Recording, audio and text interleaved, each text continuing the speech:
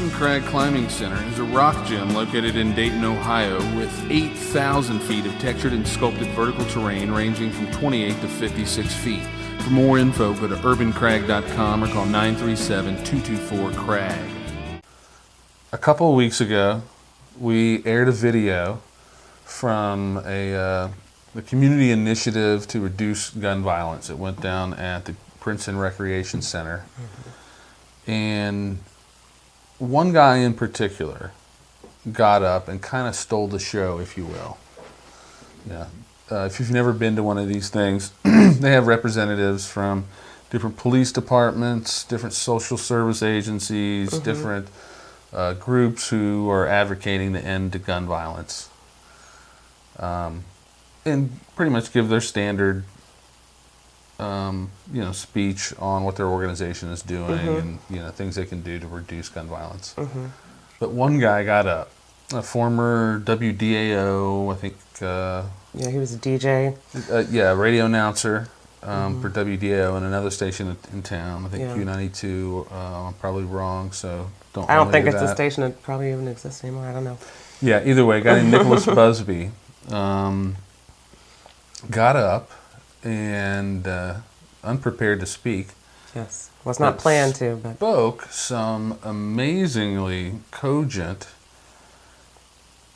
just to the point truths. I mean, in a room full of people that you could cut the uncomfortableness with knives in the air. But essentially what he said in front of Sheriff Phil Plummer, Captain Beal, Police Chief Beal, I'm sorry. Police Chief Beal. Yes, cut that out. Essentially what he said in front of Sheriff Phil Plummer, Dayton Police Chief Richard Beal, some other representatives from law enforcement, a gentleman from the U.S. Attorney's Office and a lot of people gathered in this audience. We had a city commissioner there, Joey Williams. And as you'll see in this video clip that we'll run here, he essentially said what a lot of people have been saying is that they want to put you in prison in this country. Maybe not individually, Joey Williams, Richard Beal, right, or Sheriff Richard or Sheriff Phil Plummer. They may not want this individually to go on, but the macro system, the drug war combined with the prison industrial complex, privatization of prisons, and even the trifecta of privatization of prisons, where they're building these, big places to house humans. Caught up in all of this has created a situation where there is an industry for profit for putting young urban males into jail. Yeah. And hello, everyone. I really wasn't planning on saying one word here. I came to see Sheena Avery speak, but y'all got me to thinking. I'm a former radio announcer at U92 and a former radio announcer at WDAO back when it was an FM radio station. And I'm very interested in this topic because I haven't heard anybody mention about the trickery that's involved in this. And right now, especially to my young brothers, they're building prisons left and right, and they're making them private enterprise prisons. In other words, they're prisons for profit. People don't build places for profit unless they plan on having customers. You understand what I'm saying? Right. Y'all are the customers. There was just a report out recently that said young black teenagers, young black children are being exposed to more alcohol commercials than anybody else. They're setting y'all up to go to jail. I don't know any other way to say it. They're setting you up to go to penitentiary because they make money off of it. When you get locked up, they make money off of you. When they let you out on probation or parole, that's the time you got set up on the shelf. So when you do something else and go back, then you do that at the time that you get on top of what you already had. They're making money off of you. It's a profit. And there's a lot of stress in the community. I just watched a show on PBS the other night about young kids dropping out of school. All of those young kids were under incredible stress. So rather than to really try to concentrate on getting guns off the street, which is going to be very difficult, it's going to be impossible to do. There were guns before the crime epidemic, there are guns during the crime epidemic. The thing that I see has changed is the stress level. The stress level goes up a notch every year. The more stress you're under, scientists say the way the brain works is that once we're under stress for a long period of time, the reasoning part of our brain switches over to the instinctual part of our brains. In other words, our instincts take over. And what happens is you lose your ability to reason and think things out at some point after you've been under stress for a long period of time. You automatically go into a fight, fright, or freeze mode. And that's when people start getting shot and hurt. Because people are under stress. And that's the only way they know how to react, because they don't have the ability to reason. And that's just the way our brains work. I mean, it was an instinctual thing back in prehistoric times that to protect ourselves. So if we can reduce the stress in our neighborhoods, I think that would be the main thing that would stop a lot of this gun violence, just relieving the stress. Beyond those three things, the prison industrial complex and this war on drugs and privatization, there are social and economic things, reasons that lead people into criminality and yes, he gun talked violence. About the stresses right. in the community, and I thought it was like, boy, you hit such a nail on the head. Right. In that, you see, when you see different crimes reported in the media, especially like on Facebook, you can just see them light up with just really dumb, uninformed comments. People like saying, either demonizing people or demonizing whole neighborhoods, demonizing the city, when all of these things can be tied back to stresses. And what are those stresses? Well, they're economic stresses, because we have tens of millions of Americans that work 40 plus hours a week at low wages. They're struggling. They might be working 40, 50, 60 hours a week and still have problems feeding, clothing their family, paying rent, and all these things. Those are certainly stresses. Stress creates health issues. Again, we have tens of millions of Americans that don't have access to quality health care because they might not be insured. When they notice a health issue, they might wait longer before they go to see a doctor or to a hospital because they can't afford it. Once they wait, though, the issue tends to be bigger, and then the bill is bigger. That's huge. All these stresses cause health problems, and that's just another section of problems that people have. It comes down to this income inequality and the general inequality in our country. We have areas of the city that are very wealthy, and they have the services, they have better education. And then there are parts of the city that seem like they've just been ignored and neglected and are being allowed to crumble.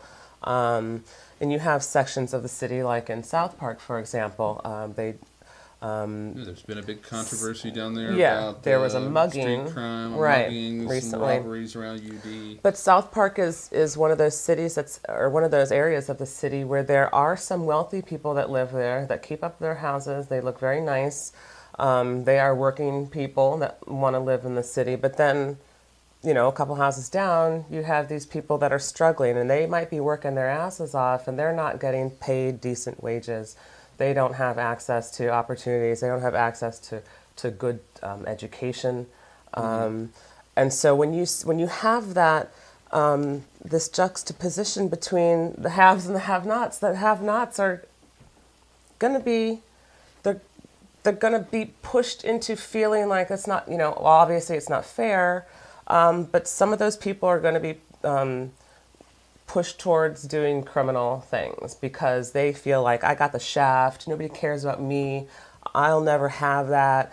blah, blah, all these things, not blah, blah, blah, but just all of these things. I'm not trying to diminish that, but so, when people see that right in their faces, and people aren't born bad. We don't have just people that are going to go out, they're just bad people. There are social things that push people into a certain direction or not. Yeah, and they all go back to our economic system. Right. Eventually. We have an economic system in this country that is really producing well for some places. Right.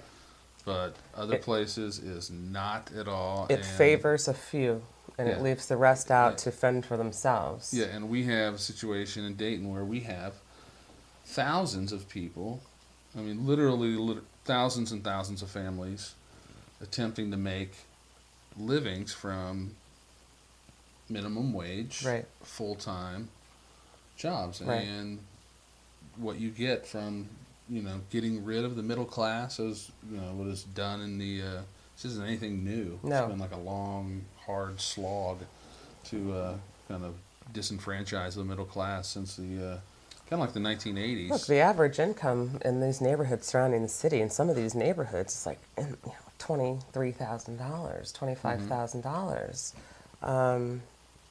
And what are they supposed to do? How you can't live like that. And so it's easy to take the easy way out, and you're like, oh yeah, I can make some fast money doing something illegal. That's not. I don't think that's most people's first choice. No, I don't think anyone is. I think that's something like, that I'm a criminal from Yeah. like the time they're little. people are led to that out of It's desperation. socialization through certain segments of society, or if you come up in a certain place, you talk a certain way, you're not going to be offered opportunities to get into a place, learn things, be socially ostracized in many ways for what you perceive as your normality, how you were raised, your culture, so on and so forth. And so you've got all of that, plus the desire that is instilled all the time. I mean, you look around, you see it everywhere, to get rich, Yeah. get ahead in life. Right. The The American dream is no longer, get out of school, get a job that pays a decent wage so that I can feed my family, house my family, clothe my family, and live at a certain quality standard of living that suits, all of my needs are met. Our goal now, the American dream now, is to get as rich as you can, make as much money as you can. And for most people, that's impossible. That's not going to happen. And related to that, we have lottery. How much money is spent in lottery? How much money is wasted because people are like, I need to get rich. I need to be millions. I need to have. And we've got like all these industries in our communities that are basically predatory industries. Right. You go. These you check drive cashing down places. North Main, and it's like predatory. Yeah. It's like they ought to call it predatory Mall of the Americas, because this essentially is what it is: just check cashing, liquor, check cashing. Occasionally a fast food place, and check cashing. Yeah. Cell phone. Cricket. Yeah, and is this by design or? It's really weird. Well, absolutely, predatory lending is by design. Those people know what they're doing, and they can make a lot of money back screwing people over. That's absolutely. So, solutions to all this, all these things, we can bemoan each case, or we can resign ourselves to it's never going to get better, it's always going to get worse and worse, or remain the same. Or we talk about actual solutions that may not end all of our problems. No one's proposing a utopia, but solutions to put wealth into the pockets of people who aren't as wealthy. I think when we can start doing that on some sort of macro level, then we're going to see a disappearance of a lot of petty crimes, addictions, where people are, they can't find anything to do. They get wrapped up selling, using, driving, all those kind of things we talked about.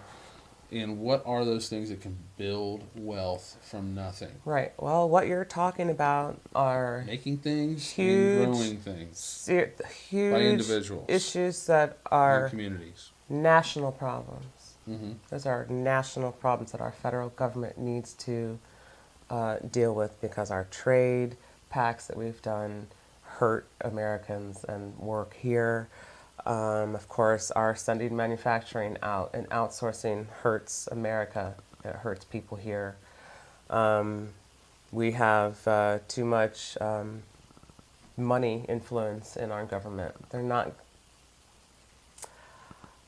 I don't know what the solutions are. An overhaul of the system. How do you make that happen? Yeah, the people, because it's the main parties aren't going to have anything to do with. They're not going to do it. Being challenged. No. As we can see, they lock third party. Our politicians. Parties out of the game. Yeah. They make it harder for them to get on the ballot by more restrictive laws in certain states. And these supposed representatives that we have now, they're not listening to the people. Yeah. They are not listening to what the people are saying. There are polls. You can look at nonpartisan polls. There are some issues across the board that are not. It's not Democratic. It's not Republican. It's not Independents. It's people who want our politicians to actually do things that are actually going to help. Majority of people want marijuana legalized. That could be a boon to our economy. Are you kidding me? Majority of people want Citizens United overturned. They want to take corporate money out of politics. All that huge money out of politics. It's completely ridiculous. And then we can't fight against these corporations that spend tens of millions of dollars to get the politicians to let them do whatever they want.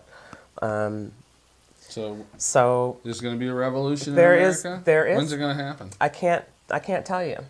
How's it going to happen? Is it going to be a group of armed men who take up resistance against the futile efforts of the last standing remnants of the American Federalist government? Or will it be like a big, oh my God, this big economic system is coming true? That's what it's going to be, and we're already feeling it.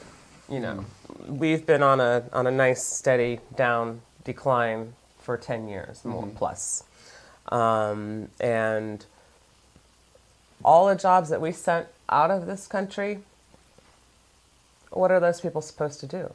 What kind of jobs are they supposed to have? Yeah, they all can't be sensor engineers. Yeah, General Electric. Right. There are a lot of science and technology. Program PHP. Right. There are a lot of science and technology positions that are empty because they're not students coming out of schools qualified to fill those jobs. But that's not the majority of jobs. This country was built on making things, and we don't make either things. Wealth from natural agricultural resource or wealth from natural resources. Take a tree, make it into a table. Someone gives you something. Yeah, we don't have that on any right. So I don't know. It's not like a city official can be like, talk to Panasonic and be like, hey, bring that plant back to Ohio.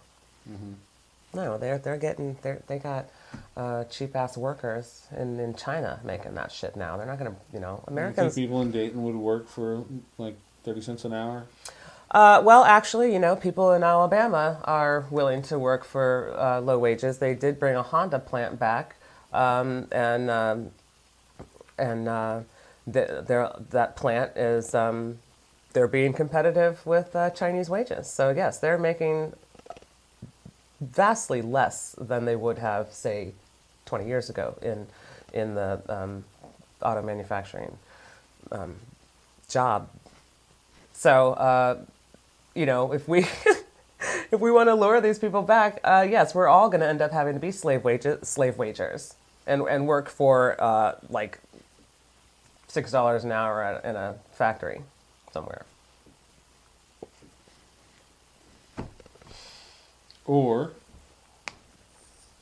the economy is going to continue to collapse, and more people will be left without health care. More and more people will lose their homes.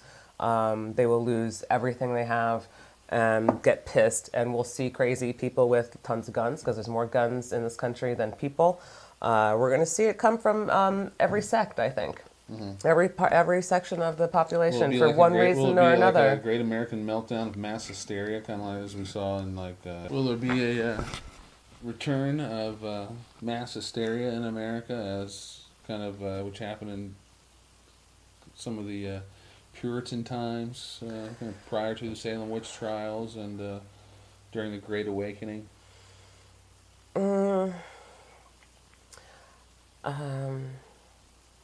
People just like be running out in the street with guns, naked, like, ah!